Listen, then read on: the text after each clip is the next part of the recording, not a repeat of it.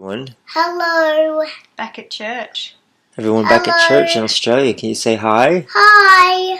Katie, say hi. Oh. No. Hello, Crossroads. Well, and family and friends. Everybody watching around the world. Yeah, around but the mainly in world. Crossroads. We know that we have supporters around the whole world watching this. We just wanted to update you guys on what's been happening the last few weeks or couple of months. A couple of cool things have happened. I got to share a testimony up on stage a couple of weeks ago. It was really fun. I did get it recorded, so we hope to send it to you.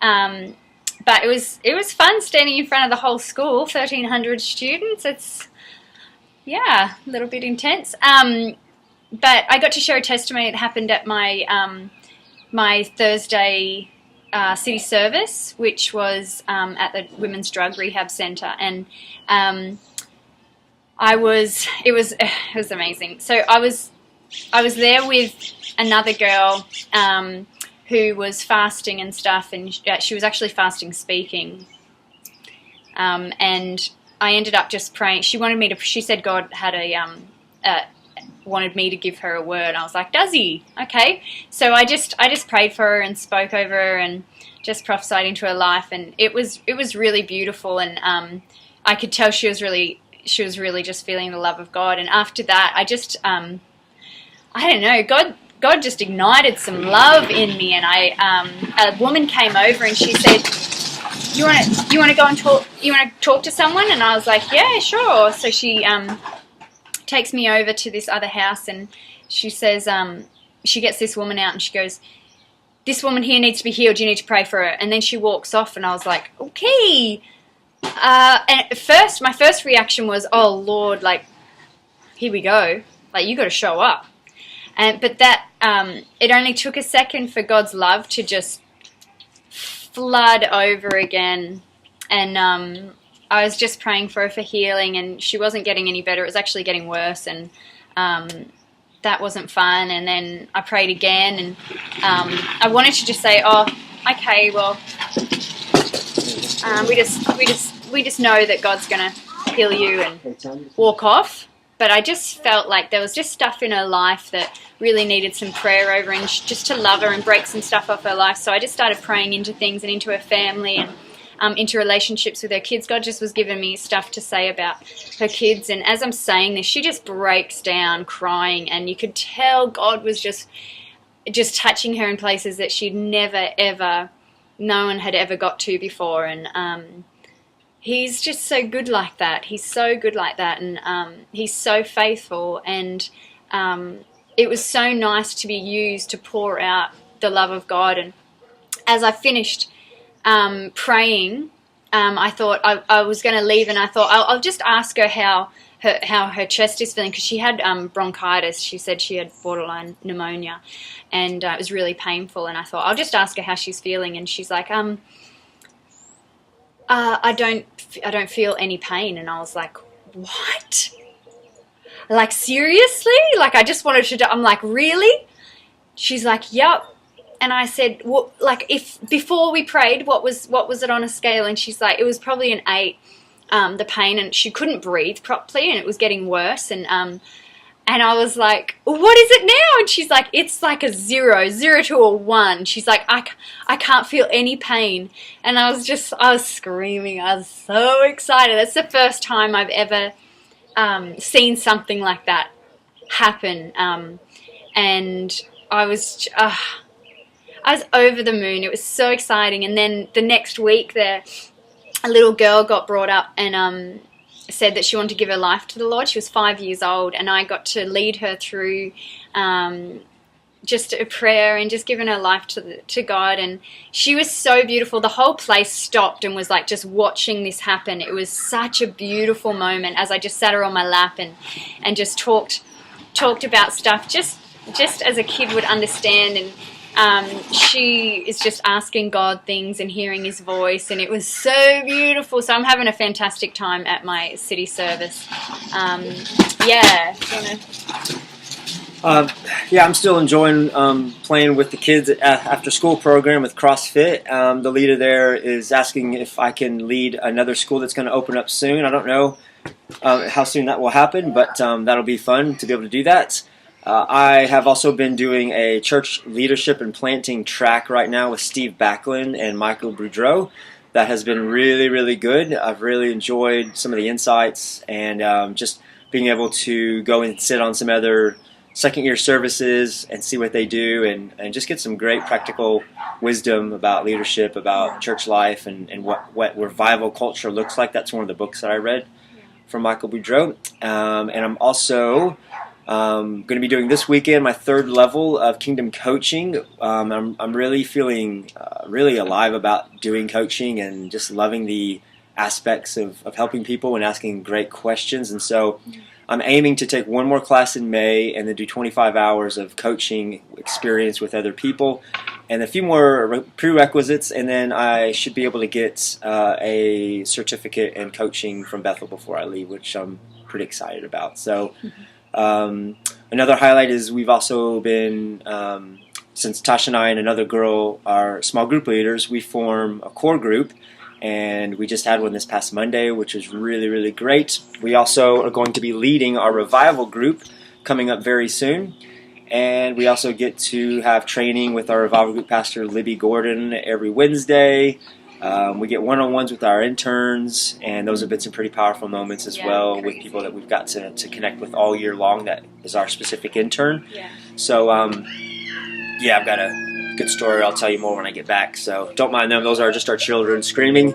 We'll get them on camera in just a few more minutes. So I want to tell you a really quick, awesome testimony before Tash comes back, and just want to make sure you guys are still awake because it's a pretty awesome testimony. I've never had it happen before, but I was having been praying for more dreams since I've been out here, and I've been having heaps of dreams over the last 6 months. But last week I had a dream where I was sitting in the Civic Auditorium where we meet, and there was a row of people that were getting filled with the Holy Spirit, and they were just coming down the road, just continuing to get blessed and manifested, every person down. And when it got to me, I was curled up on my seat, and as soon as it came down, it hit me like I felt a shock and a surge of power just coursing through my body, shaking for about 5 to 10 seconds. It was unbelievable. I believe it was the power of God, and I've never felt that before. And I woke up about 4:30 in the morning, and I had a shortness of breath. I was still feeling the vibrations in my body. And the cool thing was is that Monday morning, before all of this happened, as soon as I got into my quiet time, the Lord spoke and said, "You will encounter me in a new way in 4 days." And that dream happened on Thursday morning at 4:30, and I didn't realize until I walked out there into the lounge room, and just it hit me, and I was like, that was it. That was the new encounter that God said I was going to have, and it was truly incredible. So that was a highlight for me just over the last week. Yeah, your turn. Another highlight was in our revival group, which is our group of 70 that Libby Gordon oversees. I got to lead worship in there. A few weeks ago. It was amazing. It was just a beautiful time, and just sensing having, like, they really gave me the freedom to just go wherever I wanted, and they ended up just turning the lights off as we were worshiping, and it was so beautiful. The presence of God was heavy. People were just being, just wildly touched and encountered, and it went on for a long time. I think we got kicked out. I ended up just leaving as they're all worshiping. I ended up walking out because we had to go get the boys.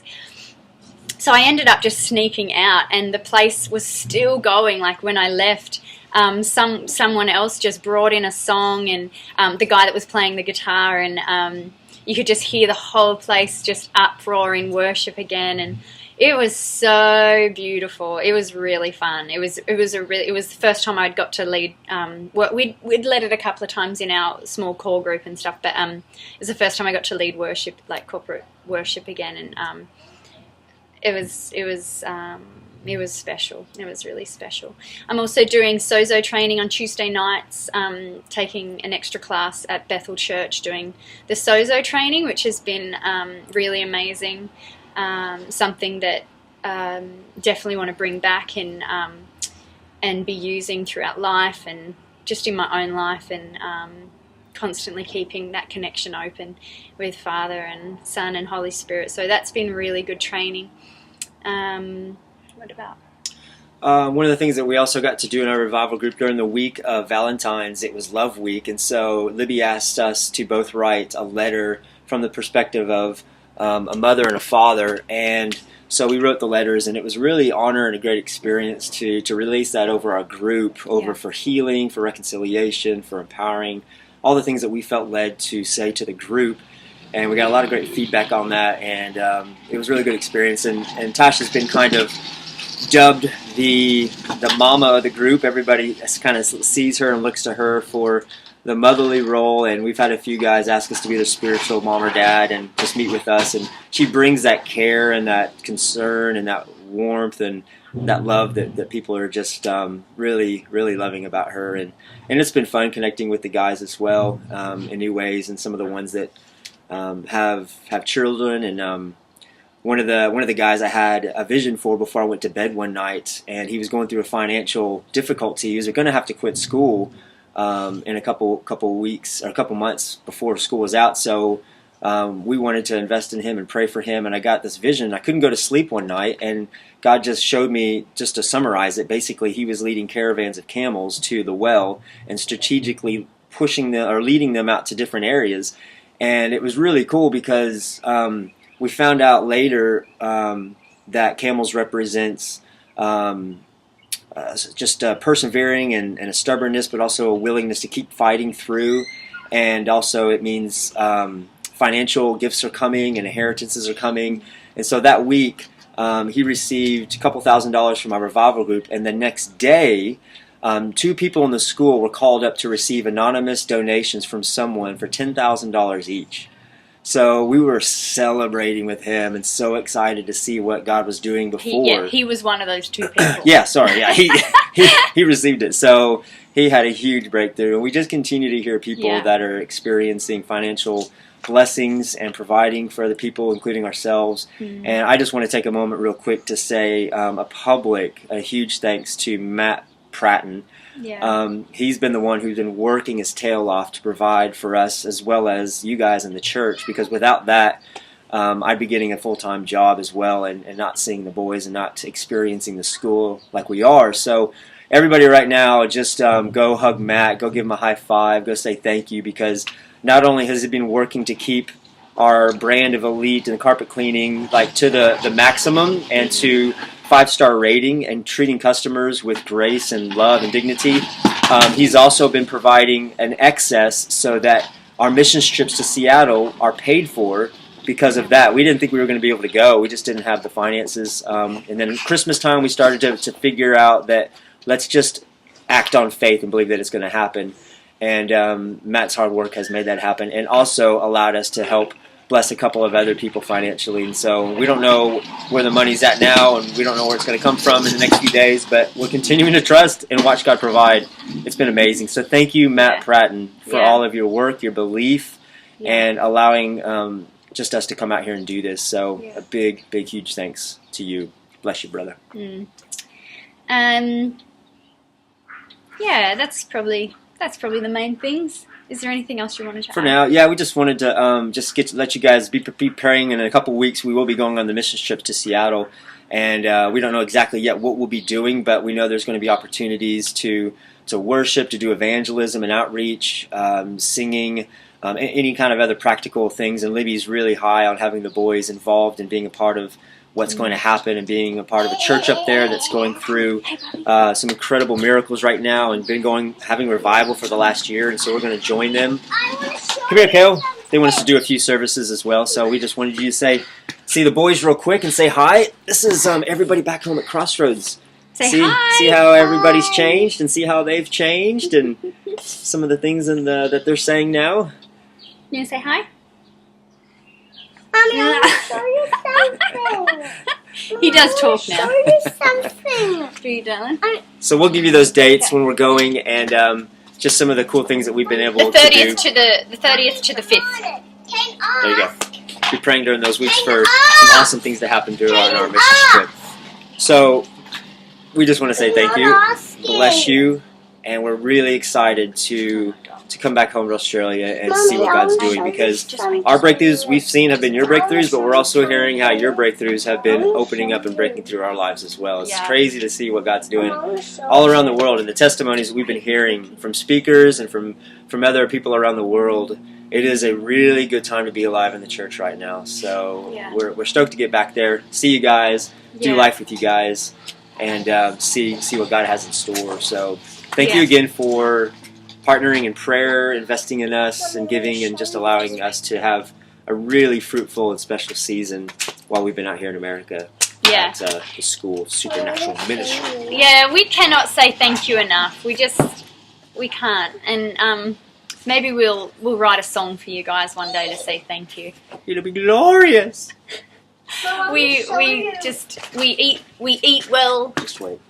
and we sleep well, and we're warm, and it's all because of you guys. So we appreciate you all so much.